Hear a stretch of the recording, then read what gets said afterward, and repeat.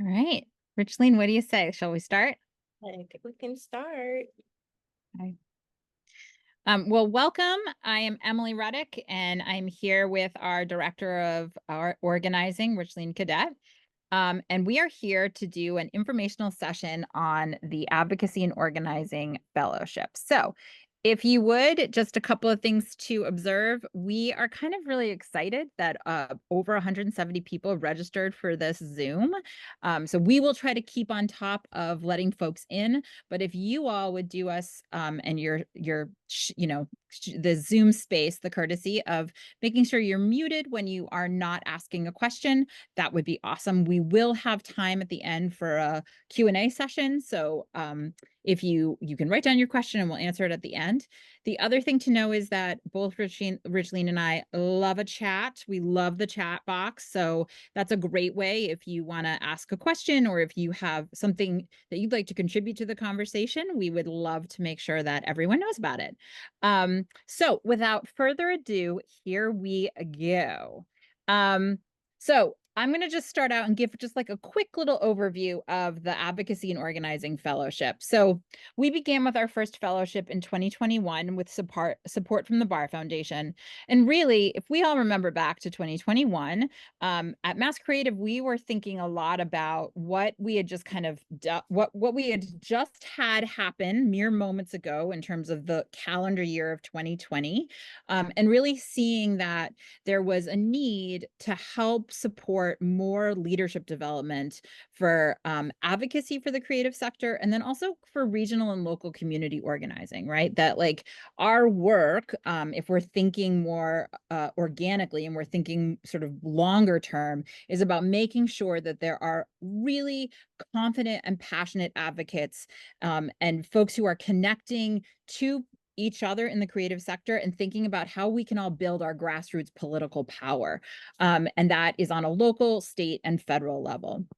And so thanks to the Bar Foundation, we decided that we would create a year-long fellowship. We would bring on 10 folks to help build a network across the Commonwealth of skilled community organizers who spoke the same sort of like terminology with each other, understood each other as organizers and as artists and creatives and cultural leaders, and then work to increase how our government officials and our elected officials are engaging with us and engaging with our communities.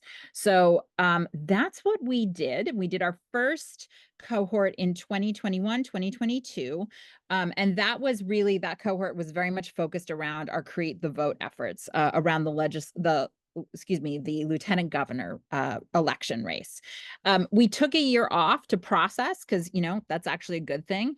And brought on Richleen as our director of organizing and really did a robust revision of the program. And one of the things that we did, thanks 100% to the fellows that were in that first cohort class, is we really wanted to make sure that the focus was on the fellows and their interests and the issues that they were facing in their communities, and that we could work together to try to identify advocacy strategies, potential policy solutions to address those. And so for this year's cohort and for the cohort that folks can apply to that'll open up in 2 days, we are asking folks to apply with a specific policy issue or cultural sort of problem that can be solved using government support, investment, or programs or policy. So let's talk just really quickly about what kind of support we actually have for the fellows, because we recognize that we are all strapped for time, for capacity, for dollars, right? And so the idea here is to make sure that the time that fellows are spending digging into this work, learning, moving together, organizing their communities during that year is supported. And so there's a $5,000 stipend that every fellow receives that's paid out quarterly across the year.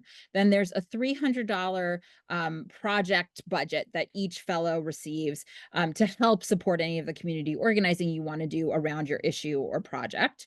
And then you also can receive travel reimbursements for in-person fellowship sessions and meetings. And then finally, you have staff, consultants, and trainers who are available to fellows for technical support on their projects.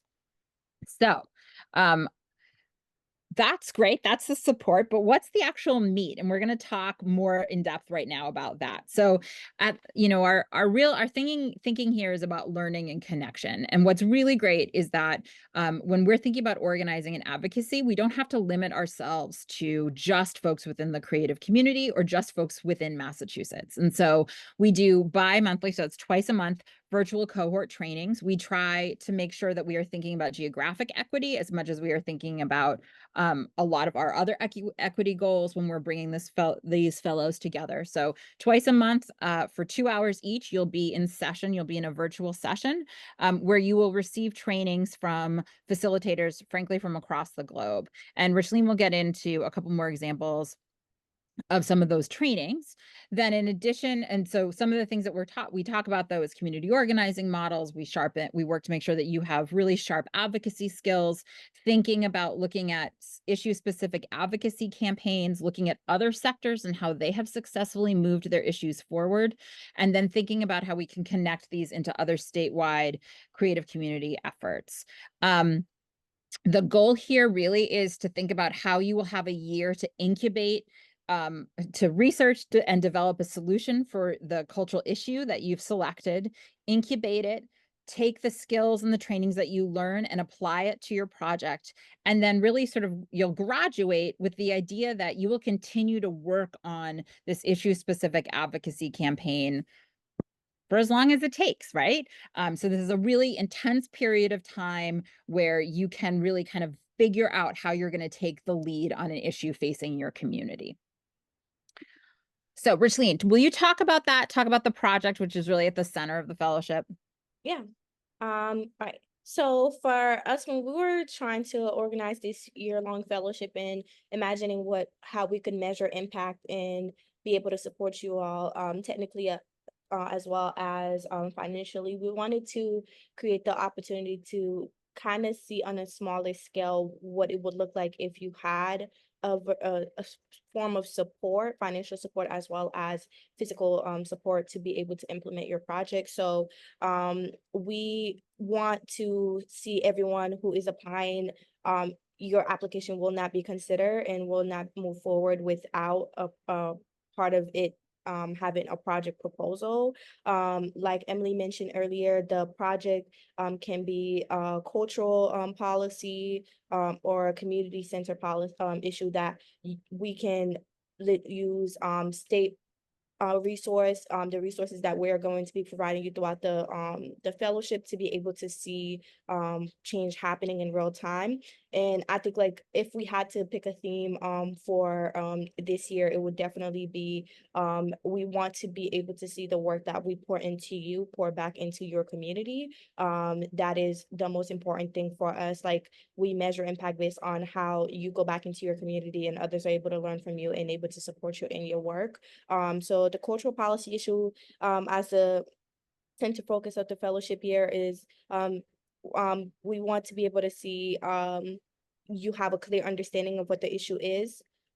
We have a clear understanding of what the issue is. That's the only way we are able to organize the proper facilitators to come in, have thoughtful reflection sessions, and able to support you as you and apply as you try to apply the skills that you gain throughout the year of the fellowship into this project. So there are a few sessions that we've done that allows you to from the beginning to the end of your time with us to start thinking about your project. And I think some of it is goes from like learning how to run a campaign to how to um, fundraise for money and some new skill. Like some of us know it, some of us don't, but we try to bring in an expert who could give some tips and tricks and how you could fundraise to be able to bring in the necessary funding that you would need to support your issue.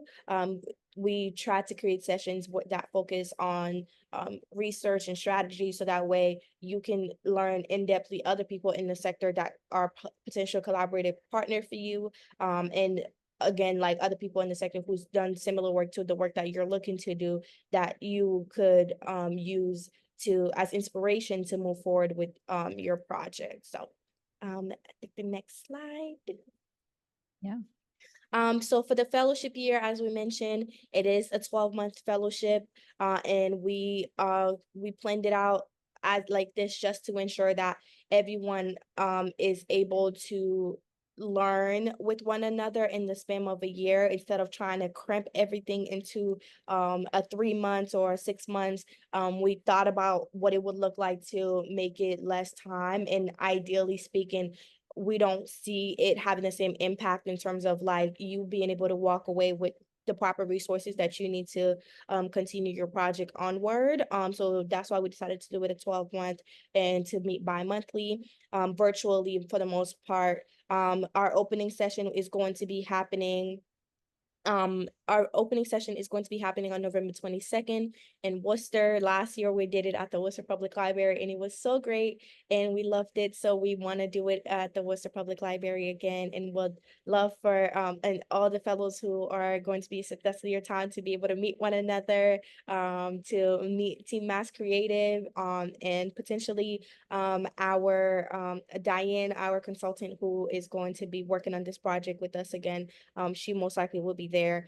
Bi-monthly means twice a month. So it's set out for right now. It would be the first Wednesday of every month and the third Wednesday of every month.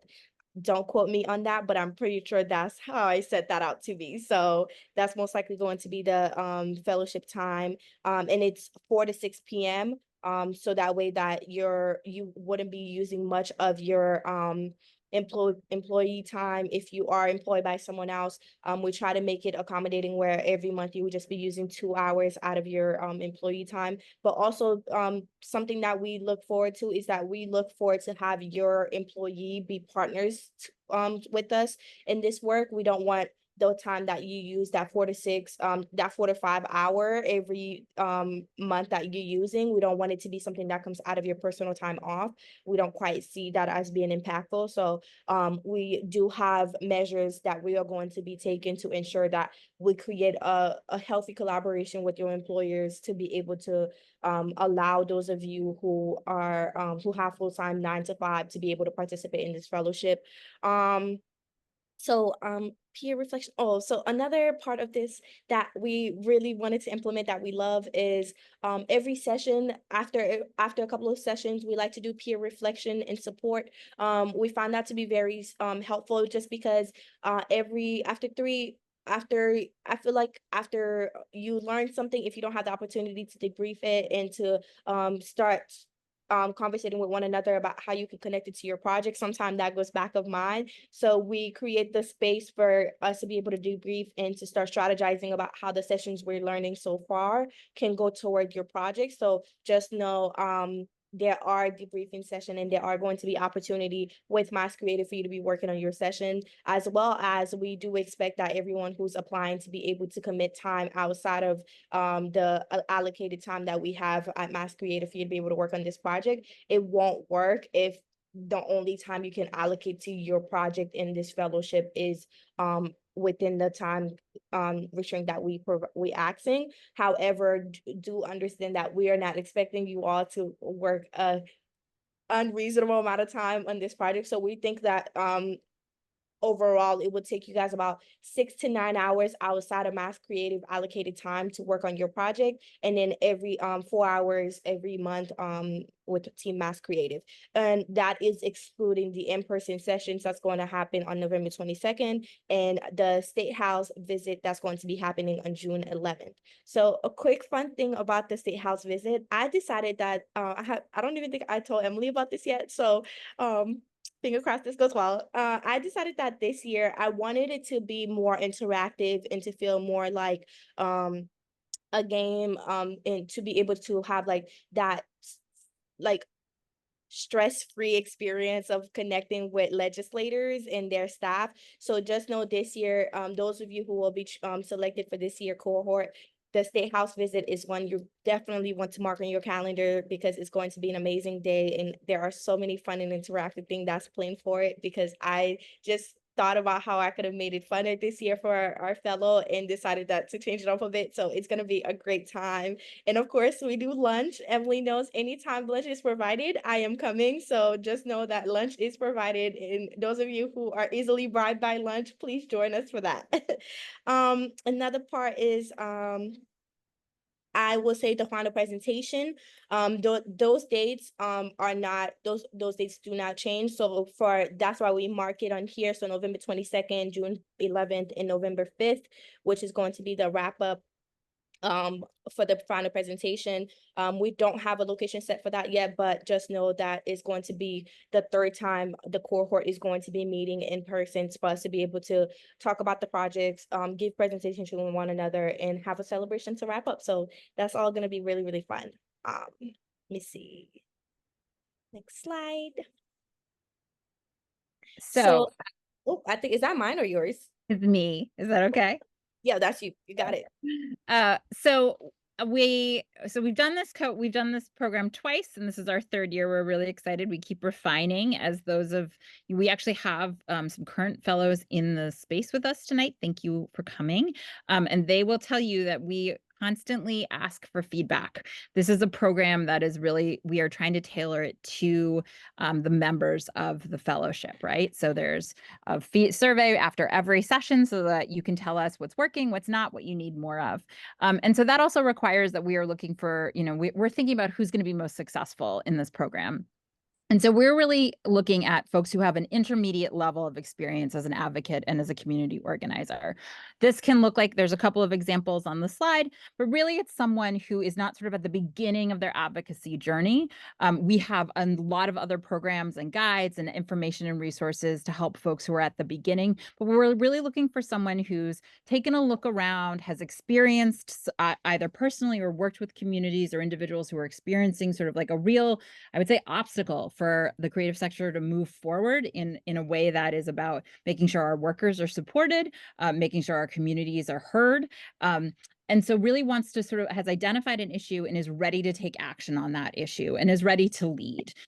So we think of this as a leadership development fellowship around the issues of advocacy and organizing.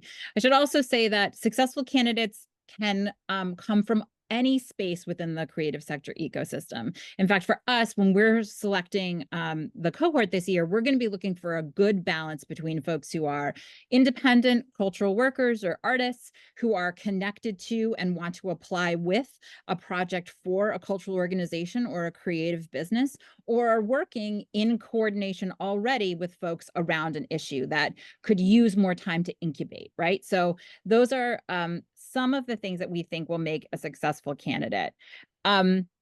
We also are looking for folks who have, I would say, an issue that is really can be solved using government investment, government programs, or government policy. And again, this can be on the local, state, or federal level.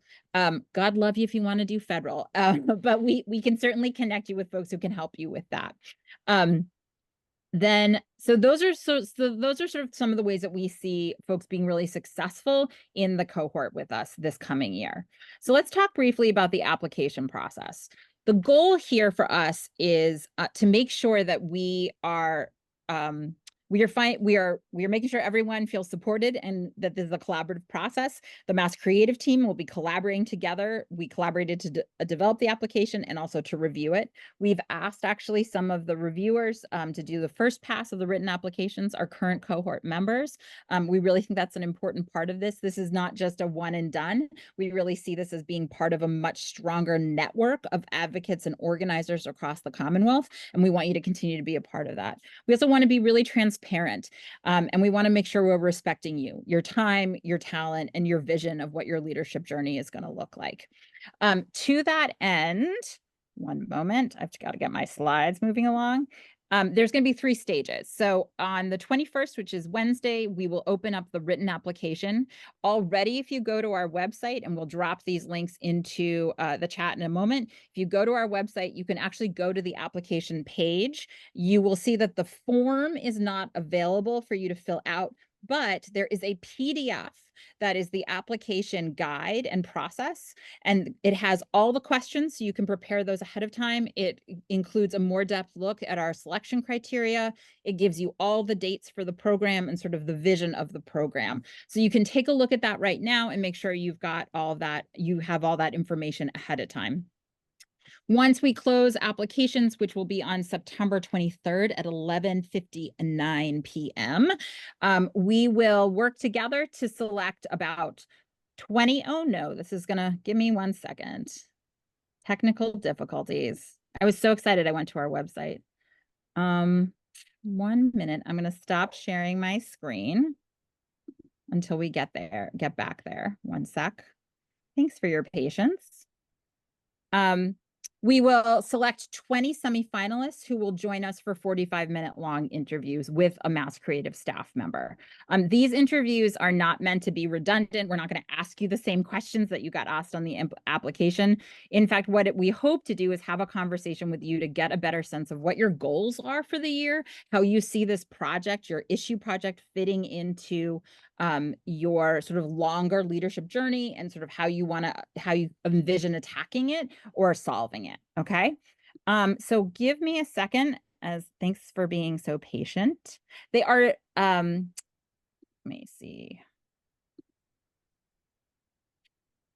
Here we go. Okay, so here's the timeline, just to be a little bit more specific. Applications will open on the 21st. They will close on the 23rd. We will let everyone know. That's the other thing. You will not be left hanging. You will know what your status is along the way, as we know what your status is. Semifinalists will be interviewed. We're also going to do some reference calls. So we'll ask in the written application for folks that we can talk to who can tell us a little bit about how you work, how you lead, how you organize. We'll put out finalist offers. We'll make 10 offers for the fellowship on November 1st. And then the deadline to accept will be on November 8th. A note as well is that when we put out those offers, we also offer spaces on the wait list. Sometimes folks can't take advantage of the opportunity in this year. And so we hold a space for a couple of folks for the wait list. We're going to talk just briefly about selection criteria. So really, I think it's pretty important to just be clear that there are awesome times to take on a new leadership development challenge, and sometimes it's just the stars are not going to align. This is a pretty in-depth, rigorous program that requires you to be present, to do work on your project outside of session time, as well as outside of your employment and your other commitments.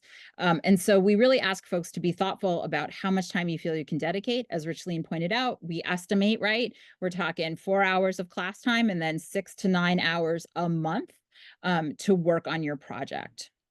As I mentioned before, we're looking for folks with a moderate intermediate level of experience with advocacy and community organizing, and that you're pretty clear and specific about the issue that you want to propose.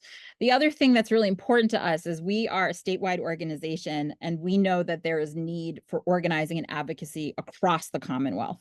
So we think of a Commonwealth in terms of about 13 regions, and we're committed to having about eight to 10 of those regions represented in the cohort.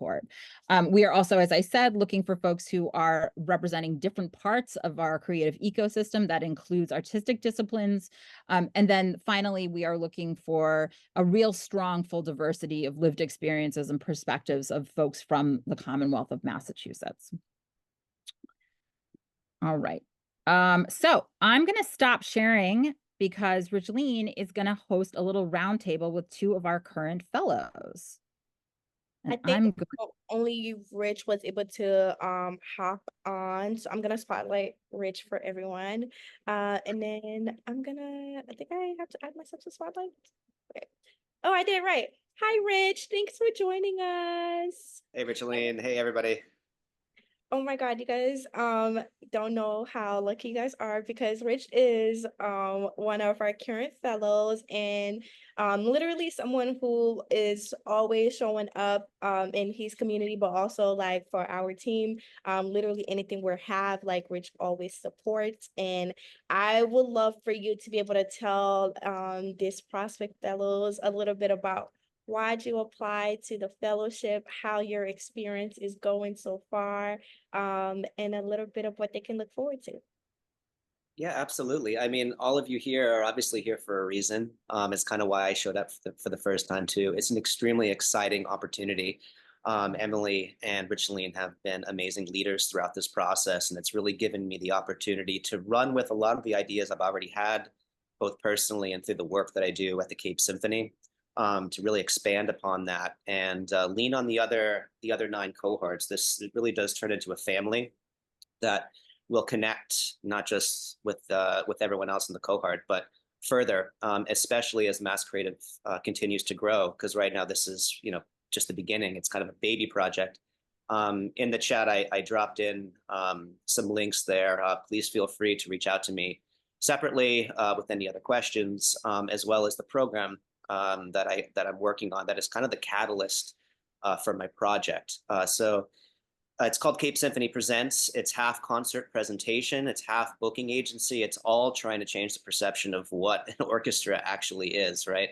We're the second largest performing arts organization in the state of Massachusetts, but in general, there's a lot of things that need to change, and cultural equity is one of them. So the project, especially being out here on Cape Cod, diversity is not one of our strong suits, but it exists, and there's so much cool stuff that's happening out here. So the project that I'm working on at this time is one to help a new bill that's being pushed right now, the Culture, Equity, and Tourism bill that would provide money for communities to throw concerts, to throw art events, to do anything you really want, and use it for the right things. So since kind of that's already what I'm working in, it's been reaching out to a lot of leaders, and Jacob Oliveira is kind of pushing this bill. So really trying to get in contact with him and see how I can support that. And the second part of this is working with housing. Housing is not just an issue out here, but in the entire Commonwealth.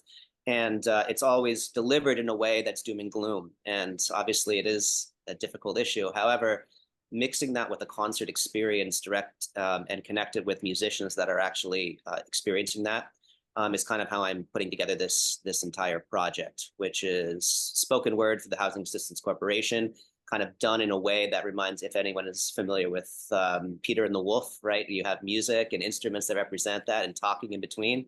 That's kind of what's going to happen on a smaller scale. But with the dire increase in what's happening, the music will represent that. And we'll also be removing instrumentalists from the stage. So there's a graphic representation, right?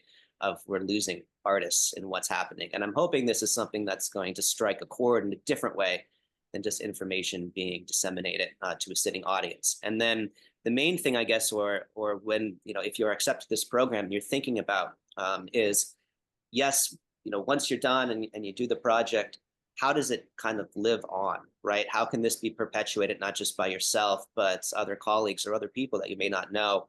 So I'm hoping that this idea will, I'll put it into a handbook that can be delivered to other communities where they could do it in their own way, or that this can be done off the Cape, over the bridge, in any other community. So a lot of that thinking didn't really hit to me right away, but it was delivered through a lot of our sessions that we've gone through to this point. If you're given an article, if you're given a book, don't just read it, but send an email to the author. I mean, some people immediately got back to me. I've had meetings in other cities with just contacts through this whole process and this fellowship that have really pushed this project and idea forward in ways that I couldn't have imagined. So really everything is there for the taking. It's just, what you do with it and how you apply it to your project, to your life, to your style, pretty much. So yeah, I mean, that's everything I can give you at this time, unless anyone has any questions. Otherwise, like I said, feel free to reach out to me privately. I love it. Thanks, Rich. I have one more question for you because I know when you were applying to this fellowship, what did you feel like you focused on the most? Because I know this year we're gonna have you as a part of our review process. So, that's a little secret, some of them can be let on. For those of them who are in attendance should know. It's when you were applying, what did you feel like was important for you to highlight in the application process? Of course, it's changed from when you applied to what it's like now. It's a little bit more. concise this year. But I'd love for you to talk about, what you would be looking forward to as someone who's going to be who knows what this fellowship is and who's going to be reviewing and can see the potential of someone who can grow within this fellowship.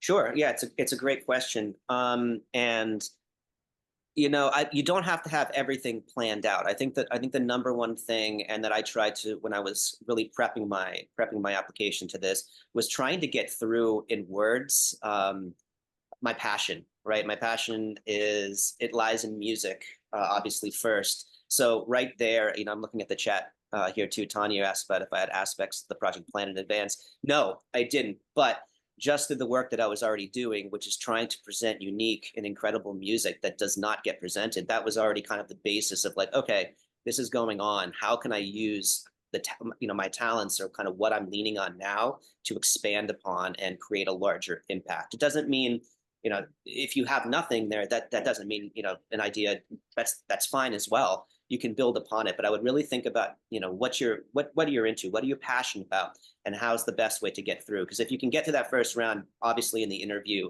the face-to-face interview, that's when it can really shine moving forward.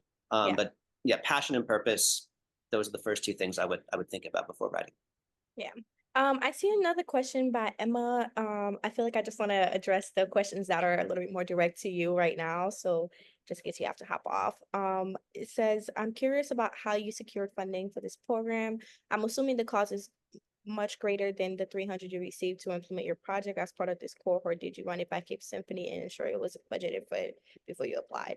I'm going to answer a little bit of that, and then I'm going to let you answer the second part. So Emily mentioned a few different funding that are available to you. So the $5,000, that's your money that we pay you for your participation in this cohort, the time and labor that you pour into this work. Because there are sessions that the sessions do go on past work hours. So that 5K is typically allocated to you, unless you're someone who's doing this for an organization. Then Emily can talk a little bit about how that payment process will go. But the money is set aside specifically just for fellows to be paid for their time. The $300 is also set aside for you to be able to, only for you to be able to pour into your project. So Rich, if you want to talk about a little bit about the relationship you had to build at work to be able to participate in this fellowship, I would love for you to touch on that. But the funding specifically is allocated for the fellows, and Emily can talk about that a little bit after too. Maybe I should clarify the question, just that when I said program, I wasn't actually talking about how you were able to be here in this cohort, but rather how you were able to fund the really cool housing poetry program that was your project. And if you needed to know that it would be fundable before you applied with that idea. Yeah, that's a great question. Yeah, I'll try to make this as concise as possible. So I actually had to pitch the idea of this program, this Cape Symphony Presents program, obviously to the organization, and get a bit of a clearance on, will this idea work? It didn't exist, right? So immediately to do that, I had to lean upon other connections. I went to school in Boston for music. I have a long history of being a musician before moving into the nonprofit and administration side. So I kind of called down the black book, right? And I'm like, this is a new program. You're going to have to work with me on this. Can we do it at this specific budget? And I had to show an increase in ticket sales. I had to make money from ticketing, because even for funders, this was a little bit too left stream for them to go about. So for about a year and a half, I built it and actually set aside some money for the extreme case when I want to do something different. So it kind of worked. I was lucky in that regard where it's in there. Now, this specific project coming up, I will ticket it. A portion of the ticketing will go back to the Housing Assistance Corporation, but still I want to fund the musicians. I want to pay them well. So a chunk of that will come through there. A chunk of it's coming from what's saved up. Obviously, a little bit is coming from MASSCreative. As far as sponsorship, I did have a few things out in sponsorship. The only thing is, when you tackle a sensitive thing such as housing, especially, for instance, we're focusing on the Falmouth community right there. Not a lot of people want to fund that or tackle it. It means you take a side of the fence, right? And that's fine, no problem at all. But I kind of also knew that going in. I feel like once we have a success with this event on November 2nd, and we're able to quantify that and send it out, I think a lot more people will jump. I'm just used to starting things from scratch and it just being difficult. So more to come soon. So I think, yeah, Kenita, I see your hand raised, so we'll get you in just a moment. So the fellowship, just to clarify, the fellowship money is, and I know, Emma, this was not your question, but just to clarify, is for the individual who's in the fellowship. So it's not, that is, we write the check to you. We don't write it, if you're applying in partnership with an organization, we don't write it to the organization, okay? The other piece is that for some of us, this program begins, right? It begins in November. You're accepted in November. The retreat happens in November, and then it ends in November. Now, for many of our organizations, that means it's going to cross over a fiscal year, right? And so that might also be the opportunity to say, I don't know what I want the product to be, but I'm going to be ready to pitch to you when budget season comes rolling around, right? The other piece to just note here is that what's really cool about this program is that we're not like, and when will we be adding your performance to the fellowship calendar of projects, right? This is not, it's process driven, it's not product driven, right?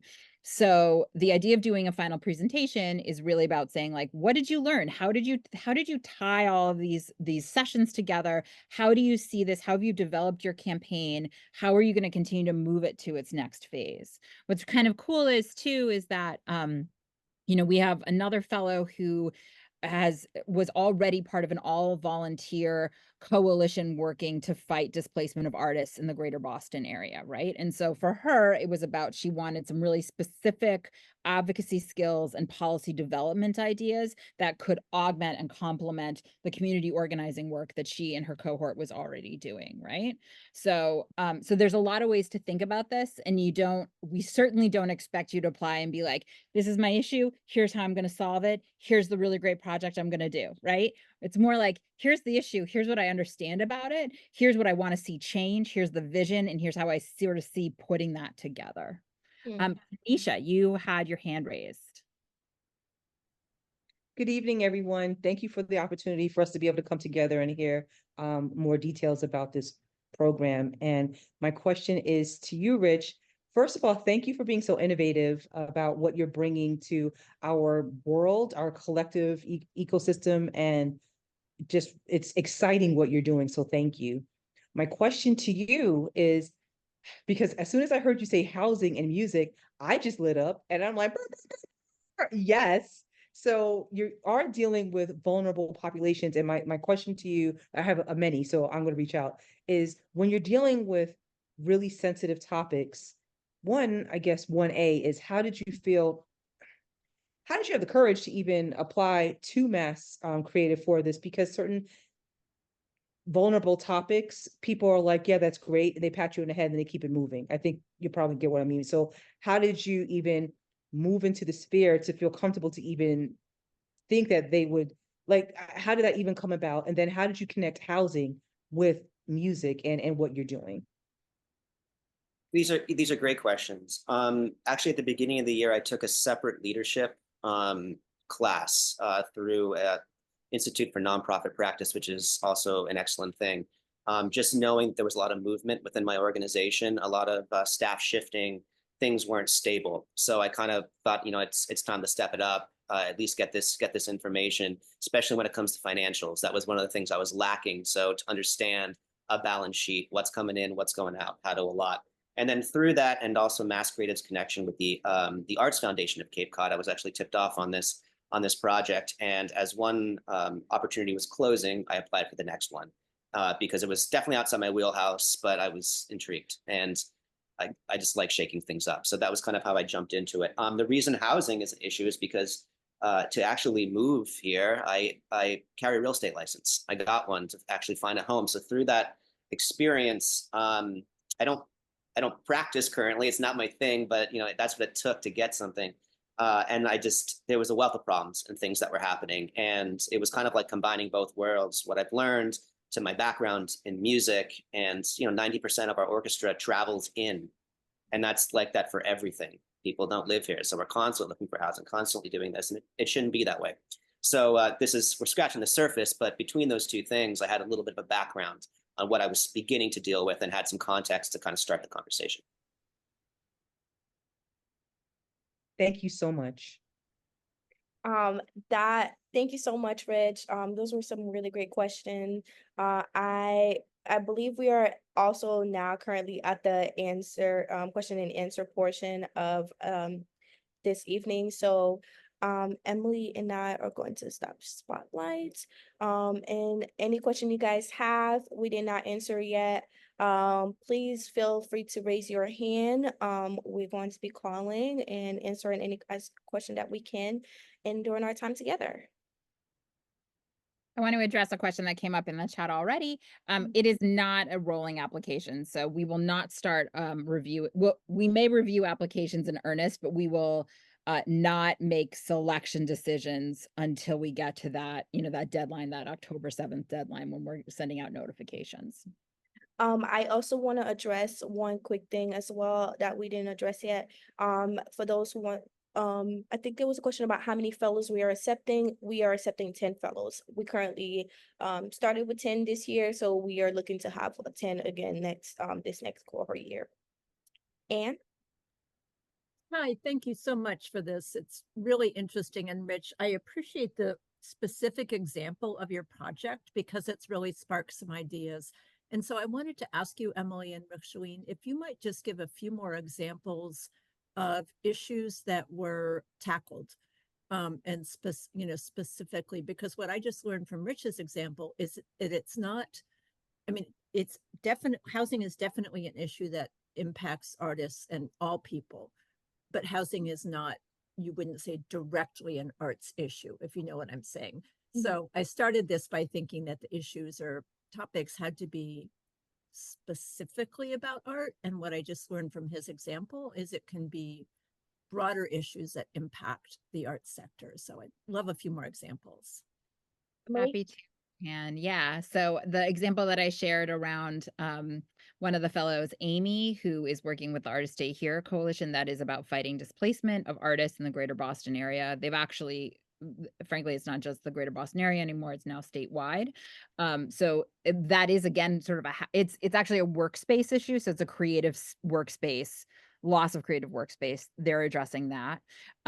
Claudia up in Salem is looking about how to use public space more equitably through public art and through city planning. There's another, CJ is also thinking about artist displacement. That's a big one. I think we're all facing that. But to your point, Anne, I think that is actually, you're really kind of hitting the nail on the head here, right? Like, sure, housing has its own very competent, very confident advocacy effort that's happening in Massachusetts. Mm-hmm. And this is an issue that affects our field and affects the individuals within it. And there are many ways to address that and many ways to think about how we can play our part in shifting that conversation and being part of the folks who benefit from solutions, from policy solutions. So it does not have to be simply, how do we get more money invested in the state art agency, though we are always interested in that conversation, but we can think more creatively and dynamically around how we can get cities and towns and the state of Massachusetts to support a more equitable creative sector. And that can look different in terms of thinking about it through policy lenses.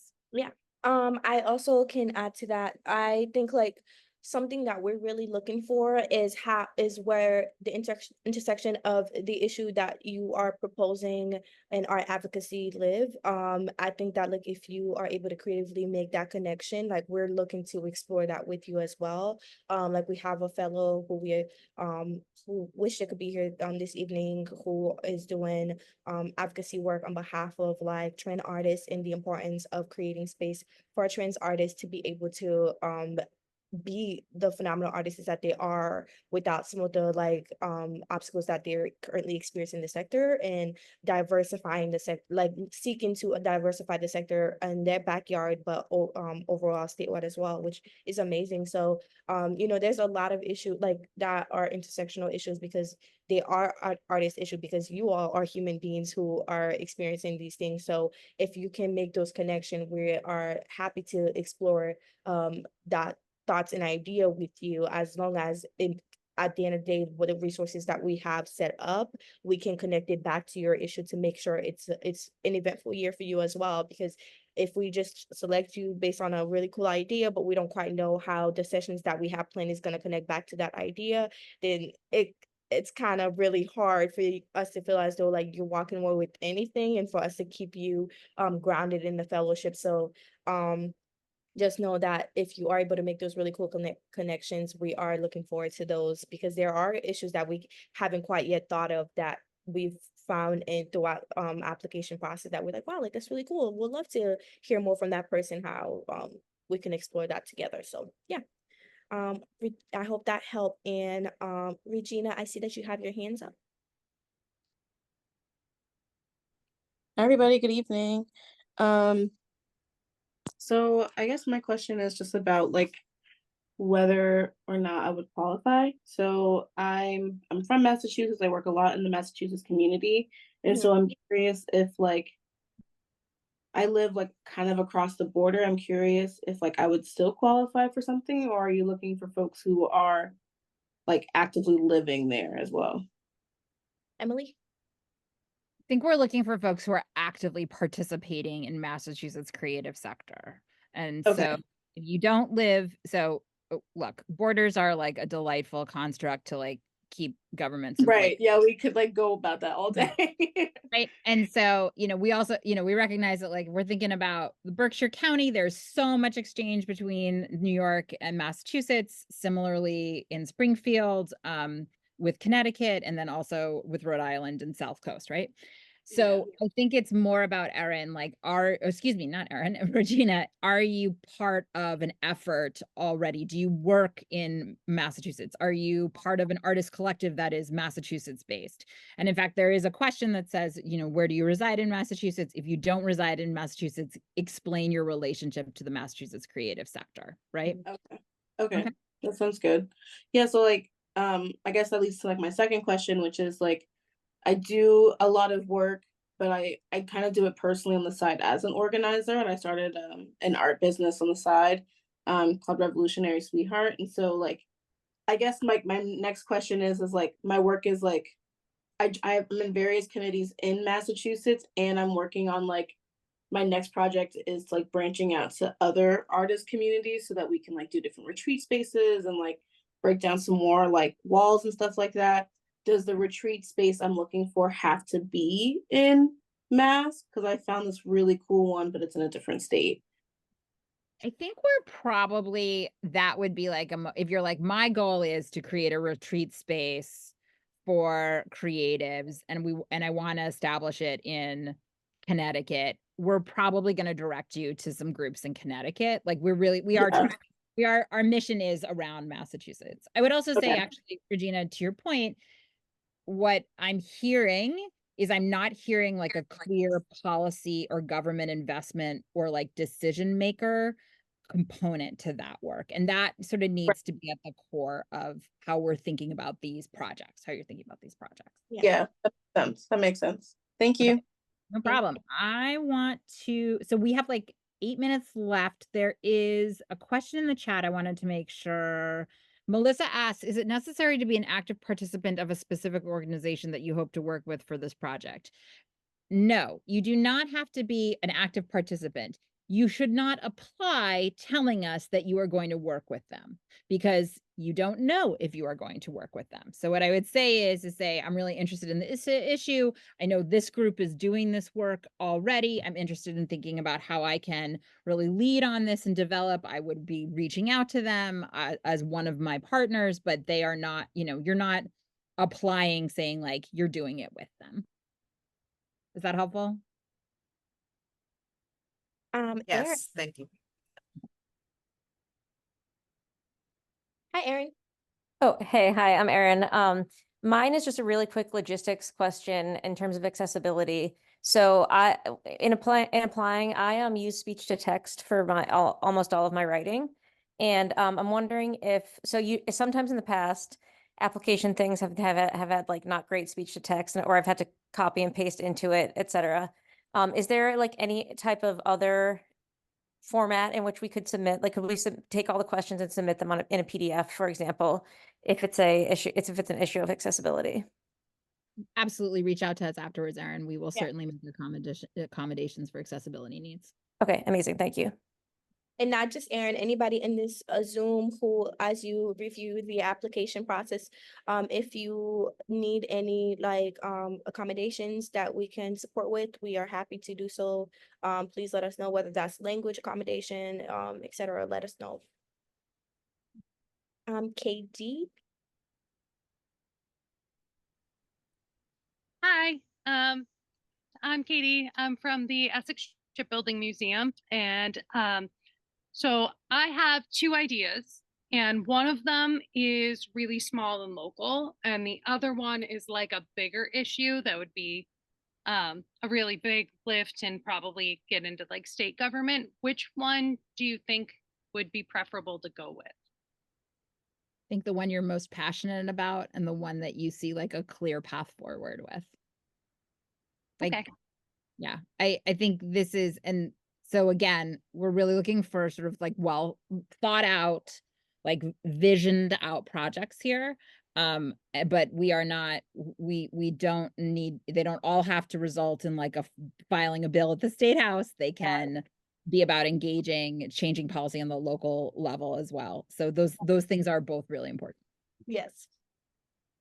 Okay. And I'm a strong believer that local impact is always like something that I'm looking forward to seeing. I don't see enough of it. So like, just know, like, if you don't feel as though because you approach it with the local level, that's going to be overlooked for someone who's looking to make a statewide impact.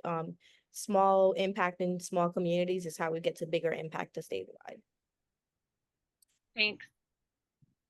Of course. We probably have time for one more question before we wrap things up. Did we do it? Did we I think we did so great that no one have any question left. That is so good for us. I'm very proud of us for that.